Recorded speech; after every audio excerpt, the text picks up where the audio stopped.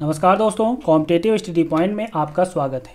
दोस्तों, आज हम बीईओ यानी ब्लॉक एजुकेशन ऑफिसर या खंड शिक्षा अधिकारी की सैलरी, जॉब प्रोफाइल और प्रमोशन की जानकारी इस वीडियो में आपको देंगे। दोस्तों, वीडियो अगर अच्छी लगे तो प्लीज़ इसको लाइक ज़रूर करिएगा। तो शुरू करते हैं और देखते हैं आज का वीडियो। सबसे पहले बात करेंगे इस पद की। तो पहले इस पद का नाम ABSA यानी असिस्टेंट बेसिक शिक्षा अधिकारी, मतलब BSA का सहायक अधिकारी, जिसका पद नाम बदलकर अब BEO यानी ब्लॉक एजुकेशन ऑफिसर कर दिया गया है। बात करें BSA की तो इसका फुल फॉर्म होता है बेसिक शिक्षा अधिकारी। दोस्तों, BEO जो होता है वो अपनी सारी रिपोर्टिंग BSA को ही करता है। आगे बढ़ते हैं और बात करते हैं इसकी सैलरी की। तो दोस्तों, ये पहले आप नोटिफिकेशन देख लीजिए। नोटिफिकेशन में पॉइंट नंबर 6 यहाँ पे आपको दिखेगा nature of post. Nature of post में लिखा हुआ है ग्रुप C गेस्टेड, पे स्केल 9300 से 34,800 और ग्रेड पे 4800। अब हम देख लेते हैं इससे 4800 संबंधित पे मैट्रिक्स। आप ये देखिए 9300 से 34,800 और इसका ग्रेड पे 4800। थोड़ा इसको और नज़दीक करते हैं और आप देखेंगे कि 4800 का, ये देखिए 4800 और इसका ग्रेड पे 47,600 रुपये है। मतलब पहली जो 4800 ग्रेड पे है और पहली बेसिक सैलरी 47,600 रुपये है।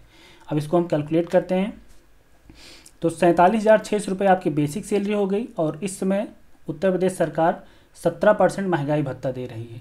तो 47,600 और 17% महंगाई भत्ता को जब आप कैलकुलेट करेंगे तो आपकी सैलरी बनेगी 55,692 रुपये।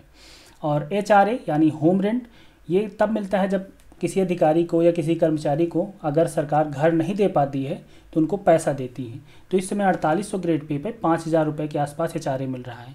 हम इसको ऐड कर देंगे तो आपकी कुल सैलरी हो जाएगी 60,692 रुपये। अब इसके बाद इसमें NPS कटौती होती है। NPS का फुल फॉर्म होता है नेशनल पेंशन स्कीम। और नेशनल पेंशन स्कीम में कटौती किस आधार पर की जाती है कि आपकी मूल सैलरी और महंगाई भत्ता के कैलकुलेशन के बाद जो सैलरी बनेगी उसमें से 10% NPS में जाता है। तो ये हो रहा है 10% आपका 5570 रुपये। इसको हम मूल सैलरी से घटा देंगे तो आपकी पहली इन हैंड सैलरी जो होगी वो 55,122 रुपये होगी। और 55,122 रुपये मतलब आपको पहली सैलरी मिलेगी जब आप ज्वाइन करके 1 महीना आप नौकरी कंप्लीट कर लेंगे तो।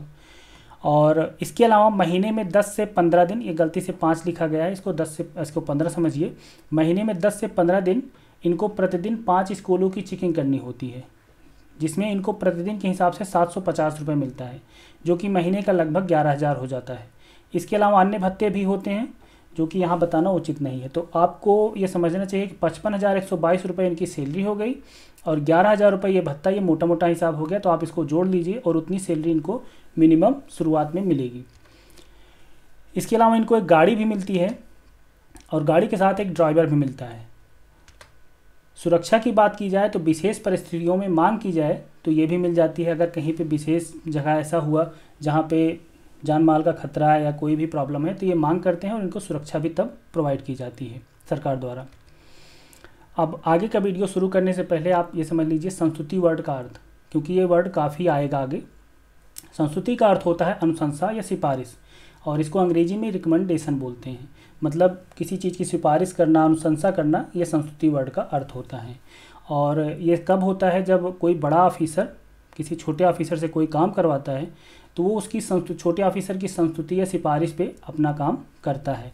ज़्यादातर समितियां आप सुने होंगे कि सिफारिश की या संस्तुति की हैं, जो कि समिति गठित होती है सरकार द्वारा, जो न्यूज़ में आती हैं। अब आगे देखते हैं। इनका सारा काम प्राइमरी स्कूलों से संबंधित होता है, जो कि क्रमशः है। इनका पहला काम होता है प्राइमरी अध्यापकों की हाजिरी लेना कि वो स्कूल आए हैं कि नहीं आए हैं, जो कि अब ज़्यादातर ऑनलाइन ही हो जाता है। ये इनका प्रतिदिन का काम होता है। सारे ब्लॉक्स में हाजिरी ली जाती है, ऑनलाइन ली जाती है। इसके अलावा प्राइमरी अध्यापक इन्हीं की अनुमति से छुट्टी लेता है। वो अपने प्रिंसिपल को रिपोर्ट करते हैं छुट्टी, लेकिन वो छुट्टी ऑनलाइन इनके पास भेजी जाती है। जब ये सैंक्शन कर देते हैं तो उनकी छुट्टी चढ़ा दी जाती है। CL हो गया, मातृत्व अवकाश हो गया, सारी छुट्टियाँ प्राइमरी अध्यापकों की इन्हीं के द्वारा प्रोवाइड की जाती हैं। अगर ब्लॉक के किसी स्कूल में कोई जांच होनी है तो वो भी ये जांच यही अधिकारी के द्वारा की जाती है। BSA करवाता है जांच, लेकिन जांच करने के लिए यही अधिकारी फील्ड में जाते हैं। आगे देखते हैं अध्यापकों के ट्रांसफ़र की संस्तुति यही अधिकारी करता है। यहाँ फिर से मैं आपको बता दूं कि ट्रांसफ़र बीएसए करता है लेकिन संस्तुति यही अधिकारी करता है। पूरा कंप्लीट प्रोफाइल बनाएगा उस अध्यापक की कि इसका ट्रांसफ़र किया जाना है कि नहीं किया जाना है, और फाइनली रिपोर्ट जब ये बीएसए को देता है तो इसी रिपोर्ट के आधार पर बीएसए ट्रांसफ़र कर देता है उस अध्यापक की। अध्यापकों की किसी भी प्रकार की ट्रेनिंग जब भी होती है इन्हीं की संस्तुति या इन्हीं के द्वारा कराई जाती है। अगर अध्यापक को किसी भी प्रकार की अनियमितता में लिप्त पाया जाता है तो उनको सस्पेंड या बर्खास्त की संस्तुति या अधिकारी कर सकता है। प्राइमरी स्कूल के विकास के लिए जो पैसा आता है वो इन्हीं के सरकारी खाते में आता है, फिर ये चेक के माध्यम से उस पैसे का वितरण ब्लॉक के स्कूलों में करते हैं। आगे देखते हैं, अगर कोई अध्यापक सस्पेंड है तो उसकी पुनः बहाली इन्हीं की संस्तुति से होती है। ठीक, ये समिति बनाई जाएगी और इसमें ABSA या इसको BEO जो भी कह लें आप, ये उसको संस्तुत करते हैं, पूरा चेक करते हैं, फिर ये संस्तुति कर देते हैं तो BSA उनको पुनः बहाल कर देता है। इसके अलावा अध्यापकों की ज्वाइनिंग से लेकर उनको स्कूल आवंटित करने की संस्तुति इसी अधिकारी द्वारा होती है। जब कोई नया अध्यापक ज्वाइन करता है तो उसको ज्वाइनिंग करवाते हैं, उसका डॉक्यूमेंट वेरिफिकेशन या जितने भी इस तरह के काम हैं, ये सारे मेडिकल वगैरह ये सब इन्हीं के लेटर से होता है। और फिर स्कूल का आवंटन भी करने की संस्तुति यही अधिकारी करता है। फिर BSA उसको फाइनली उनकी साइन से वो ट्रांसफ़र हो मतलब उसको स्कूल आवंटन हो जाता है। कुल मिलाकर आप ये समझें कि खंड शिक्षा अधिकारी प्राइमरी अध्यापकों का प्रशासनिक अभिभावक होता है। अब आगे बात करते हैं इसके प्रमोशन की। इसके अलावा मैं आपको बता दूं, इसके अलावा भी और बहुत सारे काम हैं, लेकिन ये मोटे मोटे काम हैं जो इनको लगभग करने पड़ते हैं, तो ये चीज़ें ज़रूरी थी बताना यहाँ पे। बाकी और छोटे मोटे और भी बहुत सारे काम हैं। तो प्रमोशन की बात करें तो BEO जो होता है वो जब ज्वाइन करेंगे, आप BEO के पोस्ट पे ज्वाइन करेंगे, उसके बाद आप BSA बनते हैं। BSA के बाद ज्वाइंट डायरेक्टर। लेकिन आपको मैं बताऊं कि जब BSA बनने का टाइम इनका 10 से 15 साल के बीच में जब हो जाएंगे तब इनको BSA बनने का चांस आता है। और अगर बहुत किस्मत साथ दे गई, भाग्य साथ दिया, तो ये ज्वाइंट डायरेक्टर के पोस्ट तक भी पहुंच सकते हैं। अब जब प्रमोशन होता है तो प्रमोशन का थोड़ा सा आप देख लीजिए। ये है इनका 4800 ग्रेड पे जहाँ पे ये ज्वाइन करते हैं। उसके बाद ये प्रमोट होंगे, जब इनको पहली ACP लगेगी तो ये 5400 पे लगेगी। पहली ACP अभी मैं बता रहा हूँ आपको पहली ACP क्या चीज़ होता है, तो ये 5400 पे होंगे। उसके बाद फिर ये जब प्रमोट हो जाएंगे BSA के पोस्ट पे तो ये यहाँ पे इस 5400 में आएंगे। यहाँ पे देखिए 9300 से 34,800 है और ये 5400 एक लेवल हुआ, और फिर उसके बाद ये दूसरा लेवल हो जाता है 5400 का। यहाँ पे 15,600 से 39,600 रुपये, 39,100 रुपये के बीच का रहता है ये। तो ये 5400 इस पोस्ट पे आ जाते हैं, यहाँ पे ये BSA कहलाएंगे। उसके बाद फिर इनका प्रमोशन जब हो गए तो 6600 ग्रेड पे जाएंगे और फिर लगभग यहीं पे रिटायर हो जाएंगे।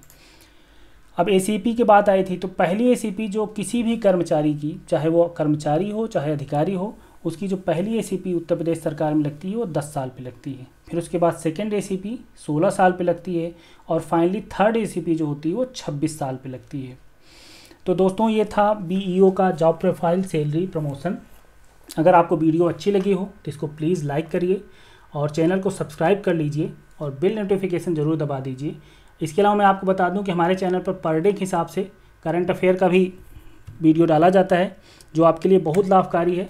और वो करंट अफेयर ऐसा करंट अफेयर है कि मैं जो अपने लिए नोट करता हूँ उस करंट अफेयर को मैं पर डे अपडेट करता हूँ। आप उसको देखिए और उसका PDF नोट भी मैं पर डे प्रोवाइड करता हूँ, तो उसको आप डाउनलोड भी कर सकते हैं डिस्क्रिप्शन बॉक्स में जा करके, तो वो आपके लिए बहुत फ़ायदेमंद होगा। तो इसी तरह के और इन्फॉर्मेशन के लिए आप इस चैनल को सब्सक्राइब कर लीजिए और बेल नोटिफिकेशन के बाद ऑल बटन पे ज़रूर क्लिक कर दीजिए, नहीं तो आपको नोटिफिकेशन इस चैनल का नहीं मिल पाएगा। वीडियो पूरा देखने के लिए आपका बहुत बहुत धन्यवाद।